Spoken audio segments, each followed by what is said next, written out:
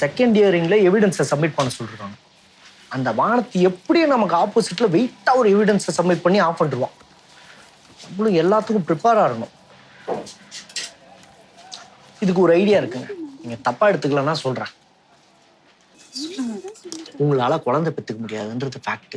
ஒரு medical test எடுக்கலாம். அந்த ரிப்போர்ட் எடுத்து போய் கோர்ட்ல சப்மிட் பண்ணா அவங்க சொன்ன எல்லா ரீசன்ஸும் பொய் ஆயிடும். அப்புறம் ஜட்ஜே கேஸை கியூஸ் பண்ண போறாரு. ஒரே ஒரு மெடிக்கல் டெஸ்ட், சரிங்களா?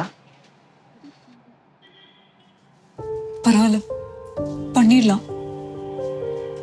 நான் அவரோட வாழணும், அதுக்கு என்ன வேணாலும் செய்யலாம்.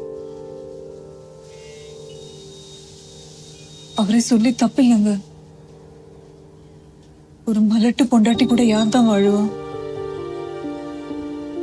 எனக்கு தான் என்ன பண்றதுன்னு தெரியல. ஐயோ, இதுக்கெல்லாம் ஃபீல் பண்ணாதீங்க. பார்வதி, பார்வதி, சொல்றா. உங்களை கூப்பிட்டு போயிட்டு ஜிஹெச்ல இந்த டெஸ்ட் எடுத்துரு. டெஸ்ட்டோட ரிப்போர்ட்டை எனக்கு அனுப்பி இதா ரிப்போர்ட் வந்தோடனே நான் உங்களுக்கு கால் பண்றேங்க. மறந்துடாதீங்க, சட்டம் பெண்களுக்கு சாதகமானது. தைரியமா போங்க.